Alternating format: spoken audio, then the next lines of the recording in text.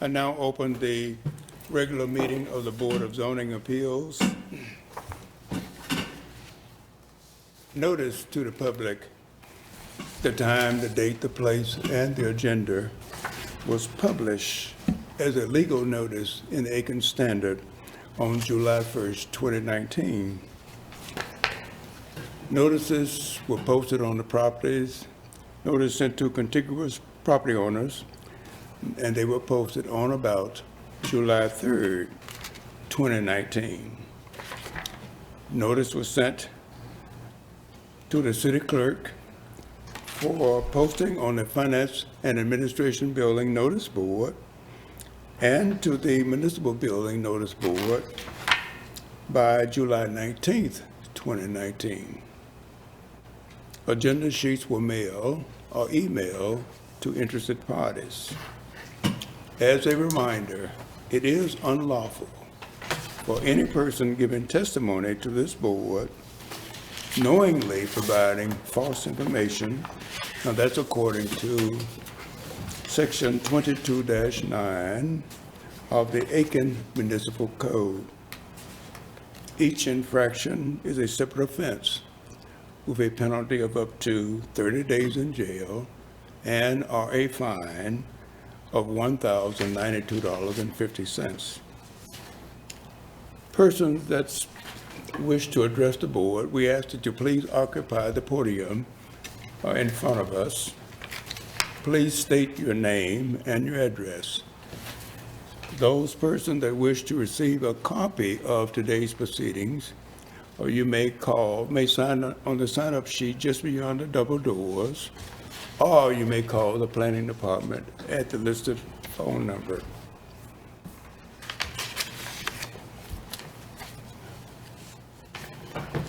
To the board. We have before us the minutes from the May 28th, 2019 meeting. Are there any corrections or additions to those minutes?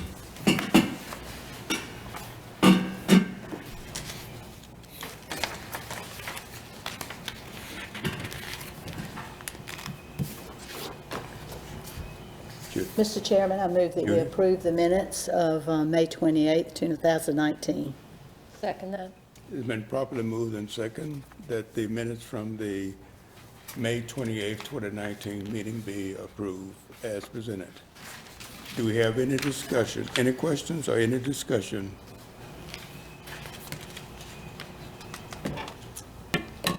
Hearing none, those in favor of the motion show by raise of the right hand.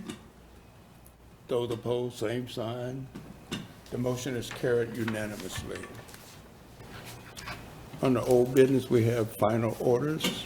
Yeah, so we will pass out final orders. On one of the orders, the draft version that was presented to you included an incorrect voting record, and we corrected that. So, Thank you. news, we have a posting for a city solicitor, so if you know anybody good for that position, that would help me out. Duly noted.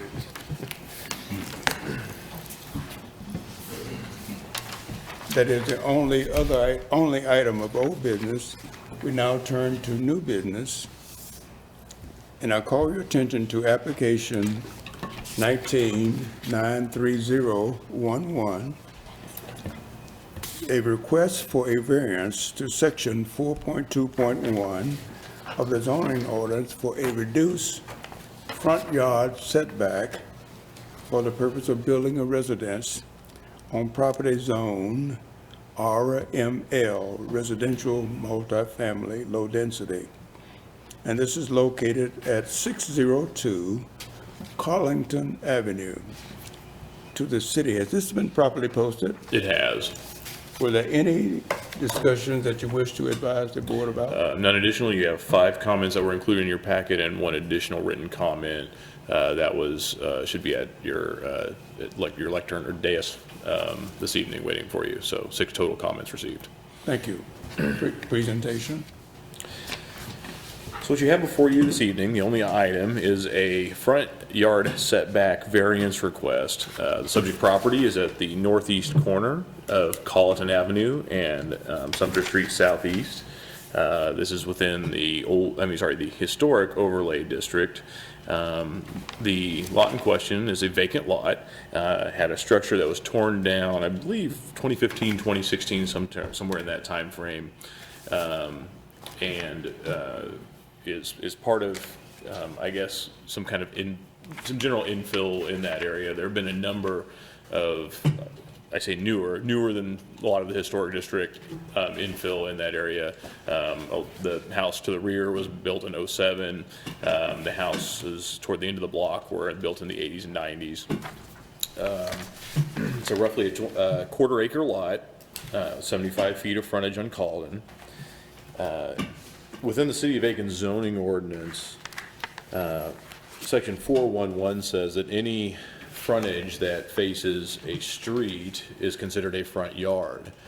So in this case, a corner lot would have 2 front yards. So the front yard setback on Sumter and Calton per the ordinance are both 20 feet. Conversely, if you had an interior lot and you had a side yard, it would be 10 feet. So it'd be a 20-foot front yard, 10 feet side yards. So corner lots have generally been in residential districts said to have 2 front yards and 2 side yards. So the rear yard doesn't come into play on a corner lot. Rear yard in any other situation would be 20% of lot depth. In this case, it's just a straight 10 feet for the rear or side, whichever one essentially 2 side yards.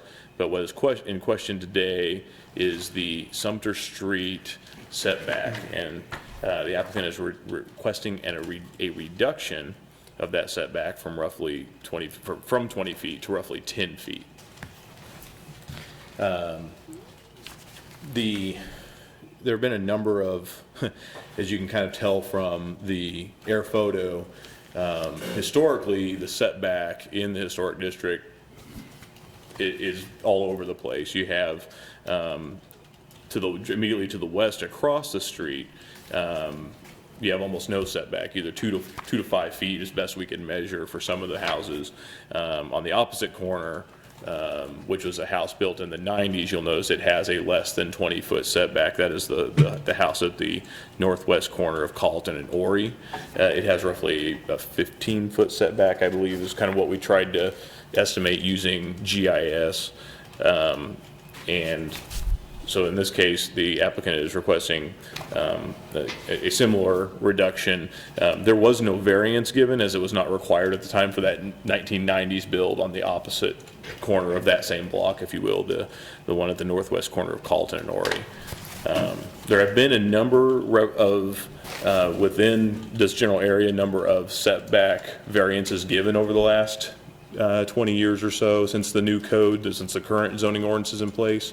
Most of those have been for accessory buildings, rear setbacks, side setbacks. There's not a lot of we weren't able to find any significant similar examples in front yard setback reductions, particularly with corner lots. There's not essentially enough infill, I think. The other thing that comes into play is a lot of other cases where you do see a newer construction that does have a lesser setback is because there is a provision in our code. This is in section 413A, that if an adjacent structure is closer to the property line than the setback is required, you can match them. But in this case, the 2 adjacent lots have at least that 20-foot setback. So it was not able to take advantage of that provision the way some other units were that were built in fairly recent history. I have a question, but for the minutes, I need to go back to the minutes because I did find one correction in the minutes before we approve them. On page 3, second paragraph up, it talks in terms of Brenda Daly and Jeff Seiler, and were present to address the commission. Would you change the commission to board? Thank you.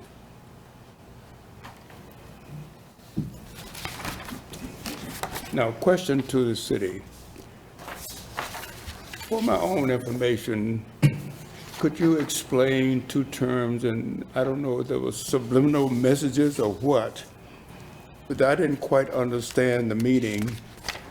Would you explain for me connectivity and also transformation under the staff response under number 5? So connectivity and transformation, when the new comprehensive plan was created, it tried to organize the goals and objectives of that plan in kind of broad headings. And so two of those headings that we cited here, and under which we had a guiding principle or more or less a goal that can be found in the comprehensive plan, were under the connectivity and the transformation guiding principles. And essentially connectivity meant a number of things, and that's kind of why they used a broad term when they created it. Connectivity meant physical connectivity, and it also meant the way things connect to each other and people connect to each other. So it was kind of a broad term that to increase connectivity is both within people and the physical built environment was a priority in the comprehensive plan, and we had a specific guiding principle stated under that we thought may apply to this. Under transformation, again, that is dealing with change in the community, and so it's, as you can see here, it essentially under the transformation guiding principle, which is kind of like an overarching goal. One specific statement under that in the comprehensive plan was to continue to implement design regulation in the historic district to ensure aesthetic quality of the historic district and neighborhoods, and that they are not negatively impacted by redevelopment activity. Okay, thank you. I was afraid that some creature was going to come out Collins Street and change into some type of space monster or something. But anyway, do we have other questions to the city from the board?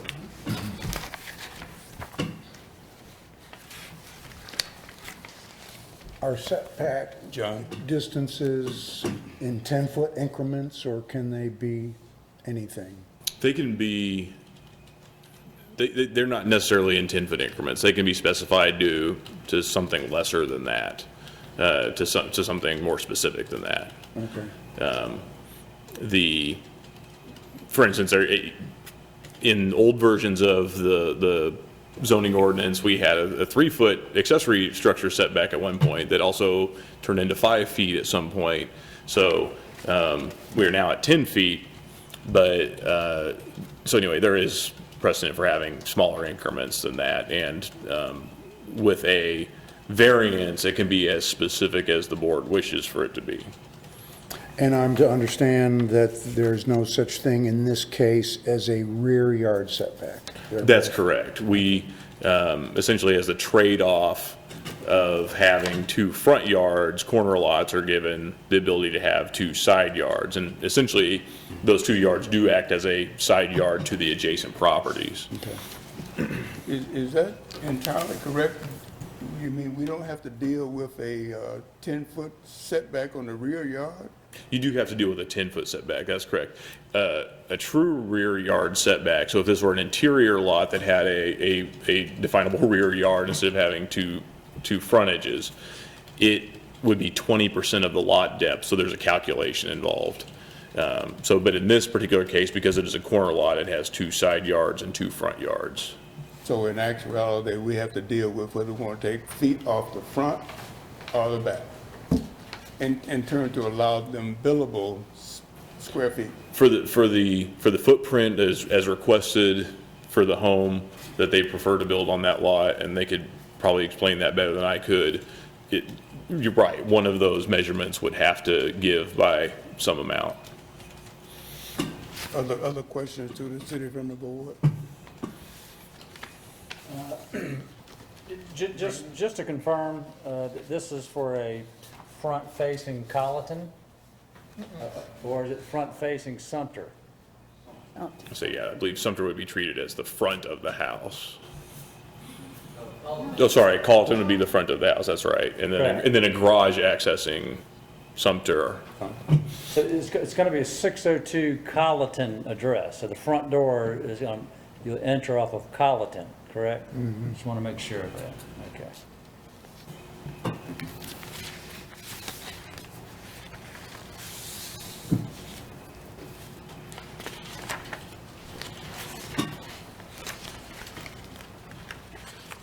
I guess another nuance I think may be worth kind of going through, and again, this gets into the weeds of the zoning ordinance a little bit, so to speak.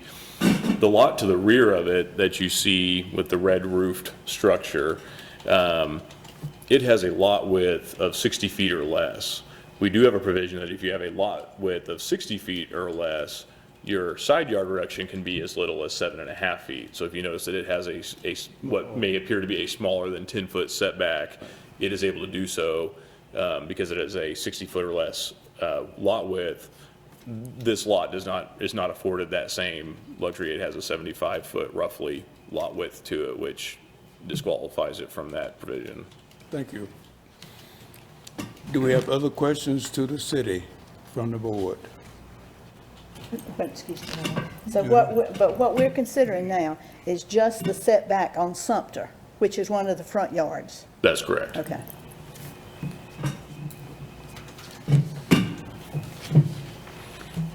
Thank you.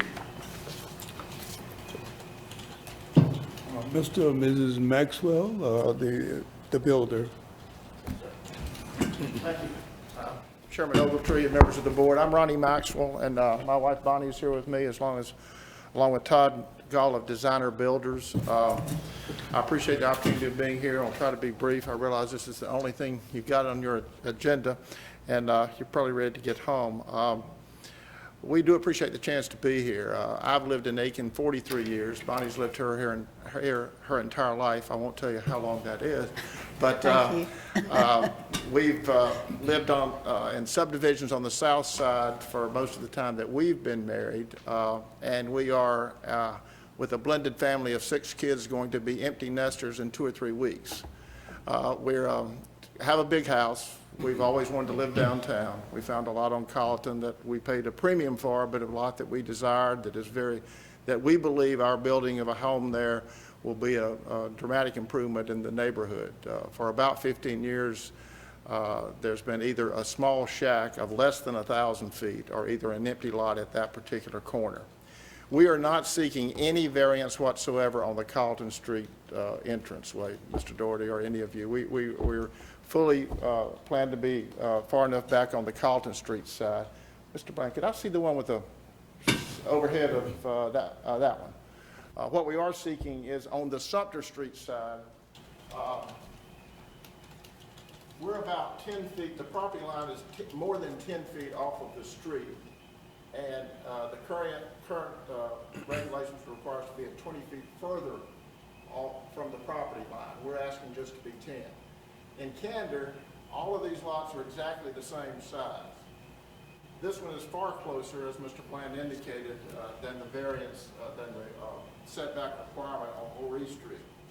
These 2 houses, because of the 10 feet side setback, have the ability to be 55 feet wide.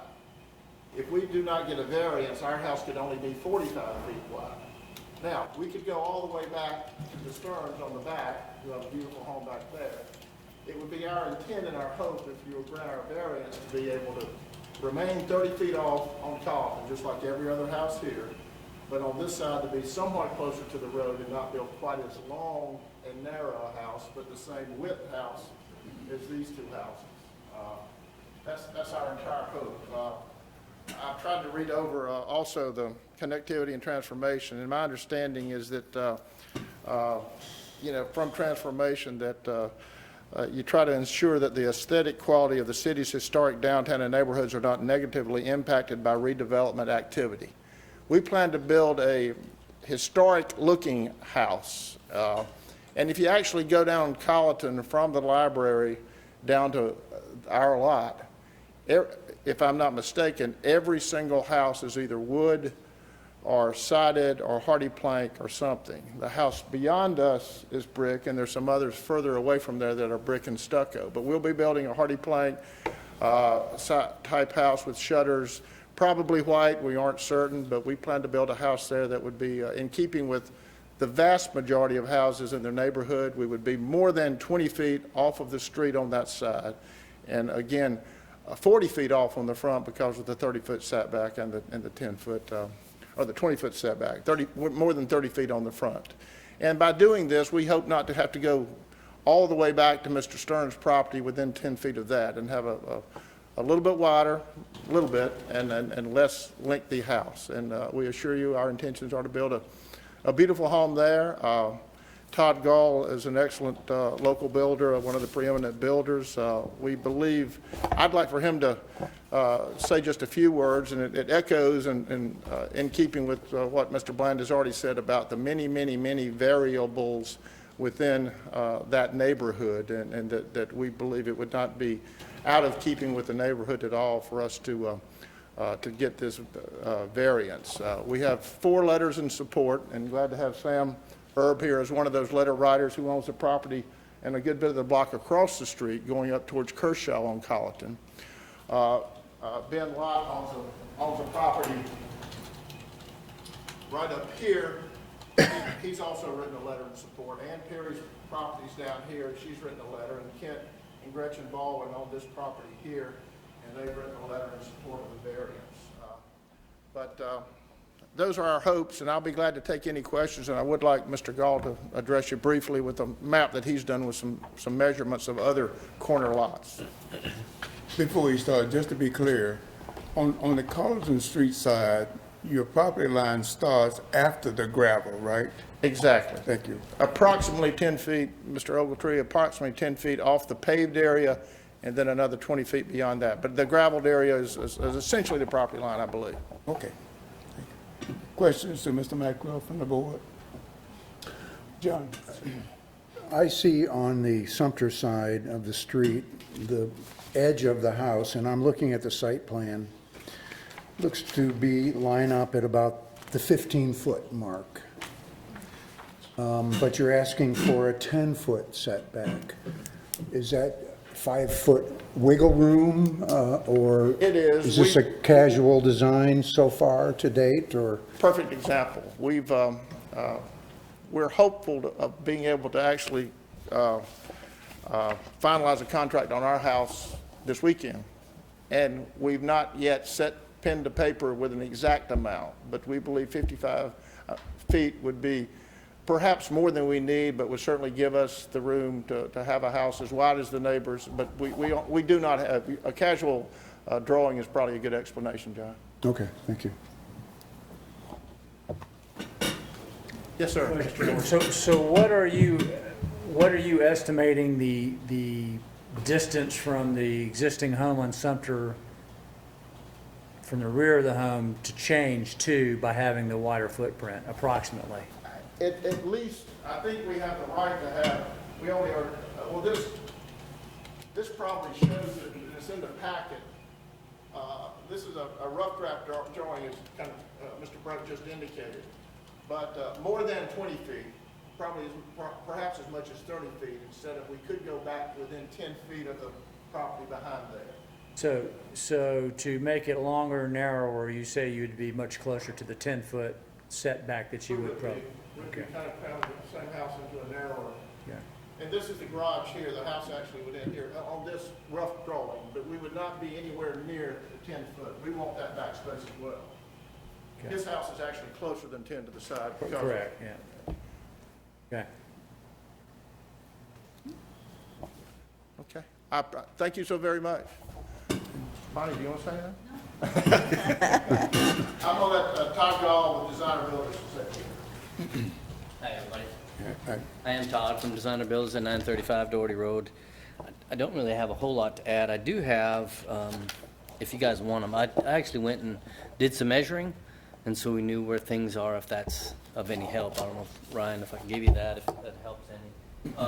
And what was drawn on that was early on, I believe that's about 50 and 55. They are hoping to get 2 bedrooms on the main level for them, elderly parents, or just have that convenience for that. And so it helps to be able to do that and not stack everything. We know on narrower lots in the city, and in Woodside, everything's got a stack and it gets really tight, so it does help get that. And it gives you more windows and room that you spend time in, and bigger front porch, and folks look forward to the potential of a two-story front porch sitting on Carlton and, you know, and kind of having that looked. I did look on an existing home on Sumter. If you look at that a little bit on maybe Exhibit 5, that one's 5 feet off the property line for quite a long ways.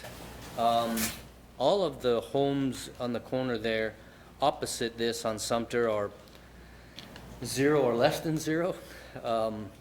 And then on Kershaw, the same corner, just opposite street from Sumter to Kershaw, that one's 4 feet. The home behind its front entrance is 0.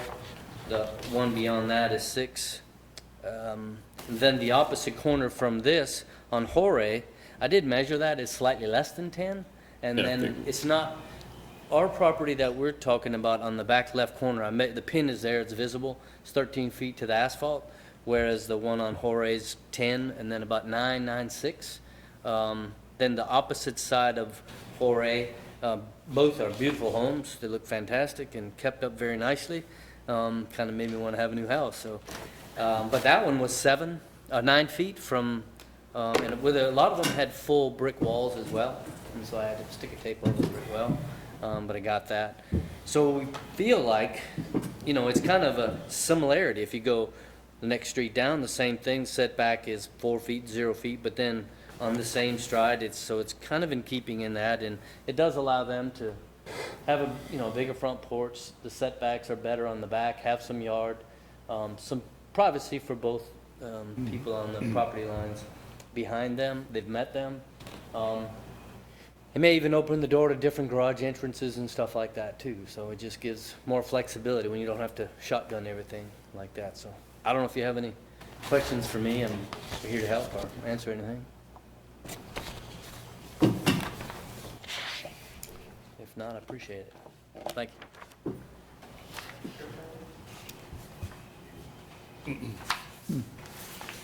Hi, my name's Sam Herb. I'm at 1556 Dibble Road.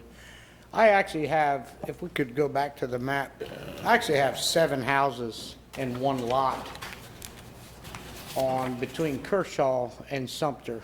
I have the 3 homes that face the particular lot. If you can just look at that whole lot of the whole block of Kershaw and Sumter, there's really not many lots the same size. And it's kind of hard to keep a consistent setback with all those different size lots. Now, when I renovated my 3 homes, which are on the historic tour, and I actually won awards for renovating those 3 homes, and those plaques are on the home. But I had to keep within the footprint of those homes. But when I redid those homes, it really was not a desirable area, period. It was, you know, people really thought I was a little nuts taking on what I did.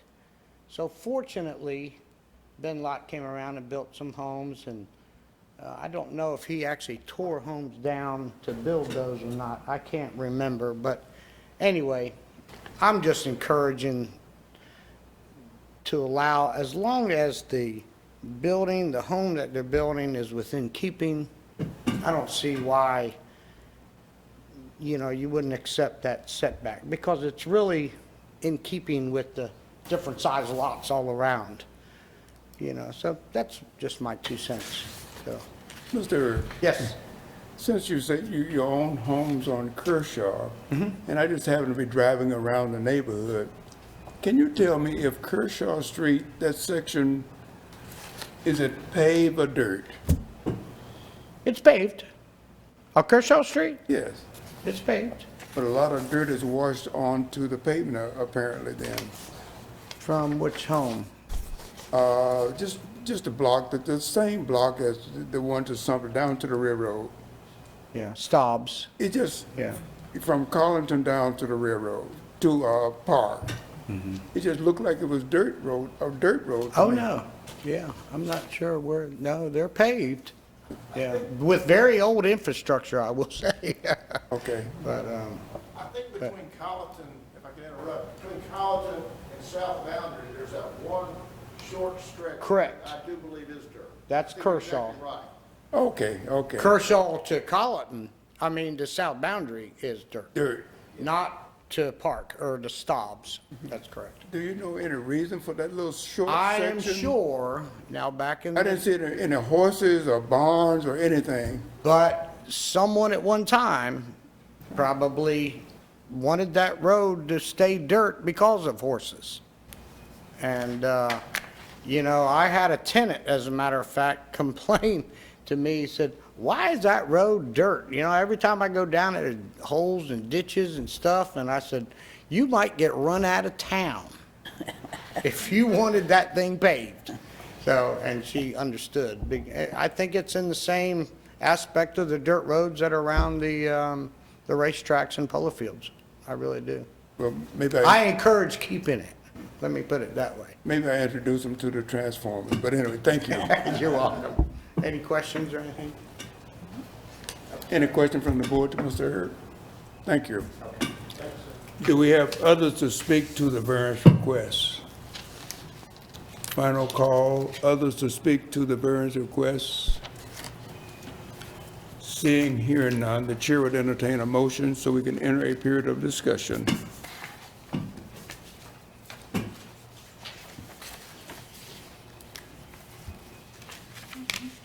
Judy? Mr. Chairman, I ask that we approve application number 19-93011. Like I say, it seems to have met the conditions and of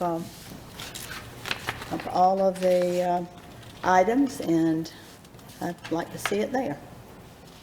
Do we have a second? Second. John seconded.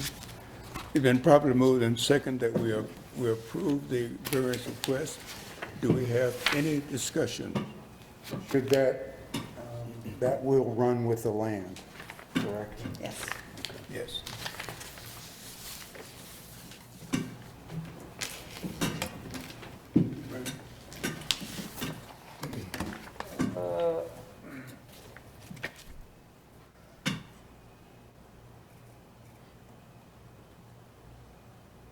I think overall I'm in favor for some sort of variance here. Question is, should it be a little further limited than giving them a full extra 10 feet? The applicant indicated, you know, maybe 50 feet would work. So maybe want 55 just to be comfortable. Just trying to minimize the setback variance in general, although I would agree that I think some variances certainly merited based on what was presented. Just a thought. I think the 10 feet setback is reasonable.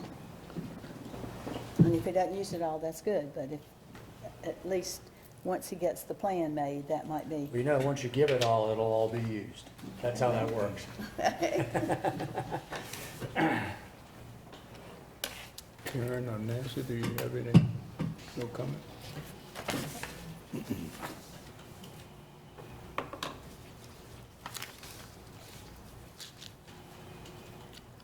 I don't hear any further discussion, so I will call for the vote.